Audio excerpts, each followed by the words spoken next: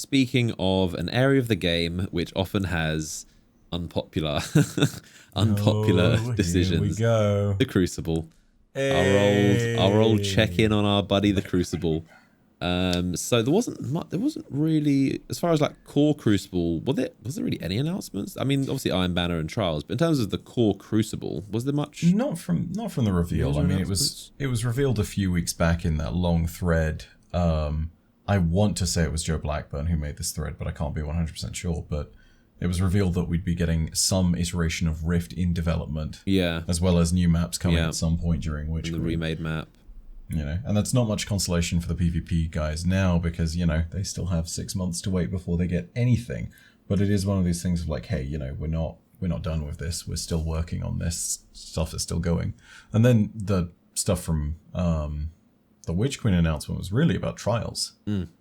You know, and they published a massive blog post on that recently on Bungie.net too. So yeah, there's a lot of detail on that now. Reworking the loot system, reworking the matchmaking, solo matchmaking, a lot of excessive, obviously, you know, loot system and the reward systems, but I think more importantly, the accessibility, that's key because, yeah, there's definitely a lot of accessibility problems when it comes to Trials, and I think one of the biggest things that would help it out above a lot of the, you know, a lot of the gameplay features would just be accessibility. Get more people into the mode, get more people playing it, make it a thing that, because I see the majority of people don't even touch the playlist. They don't even want to. I'm talking about not like the hardcore sweat people who obviously live in that mode, but they are the minority. You got to think about the majority of people that play Destiny, the very just casual players. They don't want to step foot in Trials. They don't even want to think about the mode. They wouldn't even, and I read the comments and tweets and I see them. They're just like, oh, I wouldn't even dream of playing Trials. So we need to get those people into the mode and those people playing it. But obviously it's a balance between not just making it easy and watered down, but also not making it inaccessible, which has also been. So it needs to be a balance of, again, I don't envy the people whose job it is to try and figure stuff out, but a balance of making it more something that the casual player wants to jump into more, but also not watered down, which we've also that's also been a huge problem for Trials, has been watering it down and making it too easy and just no rewards and having the lighthouse loot be just like cosmetic. That's not a good move at all. So you need to make it rewarding, but also accessible, which is, again, glad it's not my job to be able to think of that stuff, but hopefully they can get it right. Yeah. And there's some changes over here, some of which hurt access, but overall I think it's definitely going to improve the number of players in the player base. The thing that hurts access is actually something that I completely agree with, and I think you will agree with too, which is Trials of Osiris is now going to require the annual expansion to play. Yeah, that's a big deal because before this it was free to play. That's big. Yeah, which means that free accounts would be able to jump in, get to the required light level after having grinded just a wee bit. And then after all that's said and done, you can jump in, use whatever cheats and hacks you've got, go ahead, I don't know, maybe even carry a friend to Flawless if that was how you were so inclined. And, you know, after that's said and done, your account's a burner, so you don't care. You know, you've done the other thing, that's fine. Now it's actually going to require you to pay, so it's going to be much more expensive for people to do. And obviously people will still do it, but it's a big leap up. It's much less easy for someone to just go in and get a random account. One of those paywalls that a lot of people have been saying for a long time that is much needed, because it'll basically just wean out a lot of the hackers, cheaters, just make it a lot harder for them to just mess up the mode, which is also something else I didn't mention, is also another problem with Trials, is the hackers, I guess mainly on PC, but the hackers, the cheaters, like, you know, when getting into a game and getting your loot and winning isn't even the problem. It's like going into a game and just getting stomped by people that can just fly around the map and shoot infinite mountaintops and just destroy your whole team. So that the cheaters and hackers aspect's another thing, but the paywall's big, so you now have to own the yearly expansion, which now would be Beyond Light, and then with Witch Queen will be Witch Queen. But you have to own that in order to get into Trials, which will be, again, good for the player pool. The health of the mode should be a lot better with that.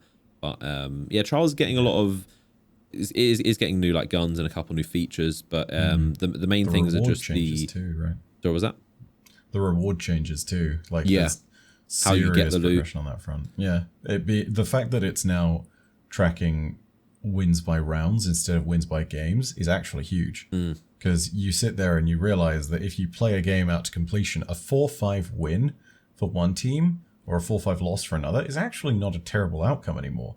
You're sitting there and you may have lost the match, but if you won 4 rounds, you've won 4 rounds, and that's worth loot. You know, that's a big deal. It means that those close games are good for everyone. And if you do have those really competitive ones, that's fantastic, frankly. Again, The other yeah, I think the other thing, I was talking with Barb on this on stream, but now there's a new way that they're doing matchmaking with regards to things. Right. I'm just reading over this now, but basically it's a...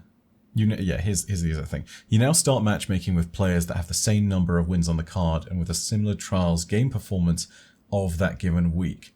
And the of that given week thing is the important thing. Yeah, that's new. It resets every week, which is honestly, I don't understand how hard that is or how tricky that was to implement, but that's a huge deal. Because if you sit there and you have stuff that resets every single week, it means that at the very beginning, you go back to what is effectively, you know, an easier card for someone who's very skilled that will then, you know, gradually level out to something that's harder.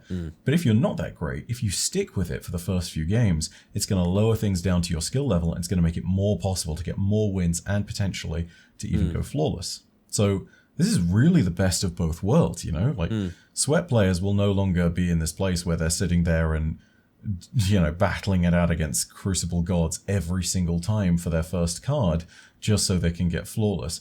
But by that same token, you know, you have players that are going to be able to persist and grind every week, and they're going to be able to actually get it if they're not that great. And even if they don't go flawless, the loot system and the rewards are better too, because again, it's now based on rounds, not matches. These are really good changes. These are fantastic. Like I said, it's all about accessibility is very key. We need things that just keep the average and most of the player base interested in playing the mode and not thinking, it's not worth my time, it's too sweaty, there's just it's if I lose one match, it's not worth my time. So we need to, that's definitely the mindset in terms of making it, the tough balance of making it worthwhile and more rewarding and getting something, not like participation trophies, but just worth your time, but also not watering it down and having high level stuff for the sweats and people that can go to the lighthouse, making it worth them wanting to play. But I mean, contrasting back to when it launched earlier this year, it was very, very different. It was the entire just loot system, and wasn't the adept weapons. It's come a long way, but like Bungie said, it is their main pinnacle Crucible mode, so they definitely seem invested in trying to keep it alive, and also doing things like the 3 peaking, fixing that, which is going to be good. Doing the paywall, obviously very good. The crossplay, that's going to be massive in terms of the entire Crucible PvE as well, but mainly for Crucible, that's just gonna just widen the player base, have a wider pool of people to pick from, so matchmaking should be better, and it won't just be so just kind of lopsided and everyone's just so isolated. So crossplay is gonna be very, very good for the health of the game.